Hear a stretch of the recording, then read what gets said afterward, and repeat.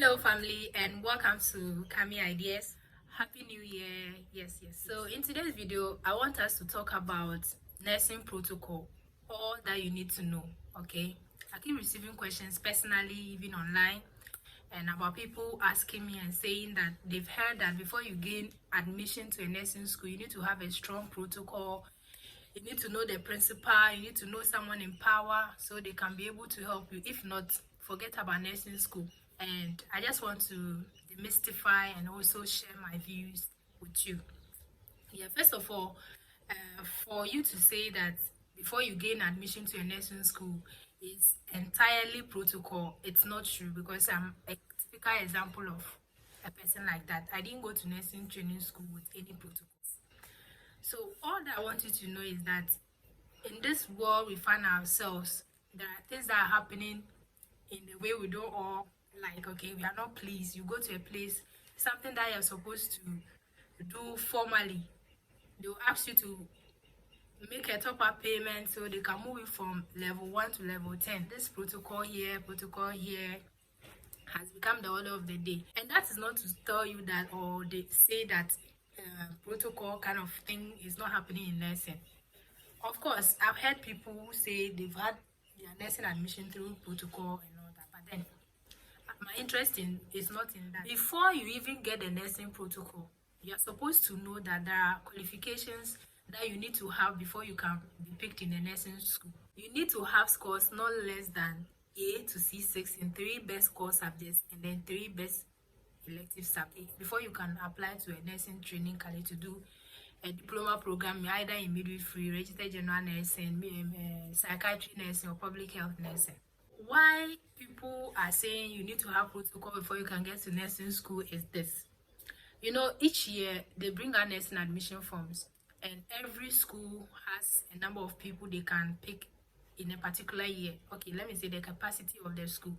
For instance, let me say school A this year is picking about 150 students for general nursing and 150 for midwifery. And about 5,000 people have sent their applications for nursing admission. And then you would have to interview everybody. So imagine 5,000 population of people applying to one particular school, and the school is only looking for 300 students for that particular year. So they would have to do interviews and all that before they can pick the 300 students out of the many thousands. And one thing you should also know is that before you even buy a nursing form and apply and you are called for interview, means that you stand a chance of being picked, because if you don't qualify, there is no way you are going to apply to a nursing school if you don't have the qualifications. So there's no need to buy a form when you know you don't meet the criteria. So even if someone has promised you a protocol, whether a minister, even a president has promised you a protocol to a nursing training school, and you gain the admission, the Nursing and Midwifery Council of Ghana would verify your results. That's why when you are going for a nursing interview, you are asked to pay a verification fee, some amount of money they call verification fee.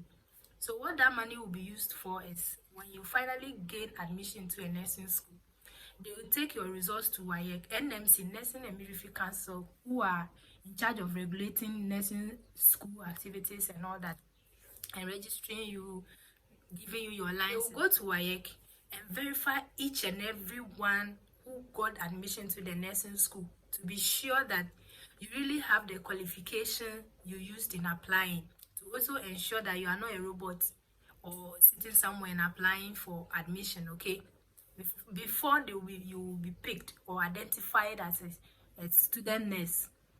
Before all that, you can get admission, you pay your fees until they do that verification and actually certify you that you qualify to be in a nursing school. You can't call yourself a student nurse until that.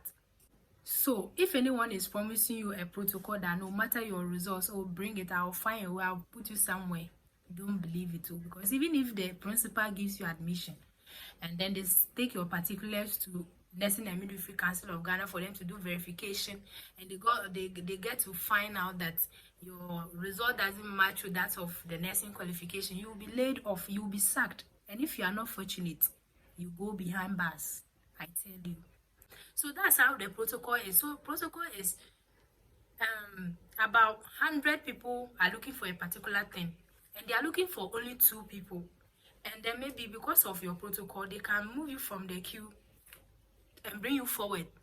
It doesn't mean that if you don't have the qualification and you're looking for protocol, you'll be picked. It doesn't work that way, okay? So if you are having a protocol, it means that you meet the requirements, you meet all the passes, just that the queue is long and so many people have applied, and then you want somebody to push you ahead so you stand the chance of being picked. It doesn't mean if you don't pass and you are not having the passes and someone is having good results will apply and they will pick you and leave that person. It doesn't work that way. And another thing is, you hear people say that I know someone who didn't do it, who didn't pass well in the WASI, the person got admission and I was rejected and all that. You should also know this thing, that if you apply to a school, you all apply with different results, okay? Some are having 6 A's, 7 A's, and others are having C's throughout. So you and somebody applies to a particular school and your results, you are having only C's throughout.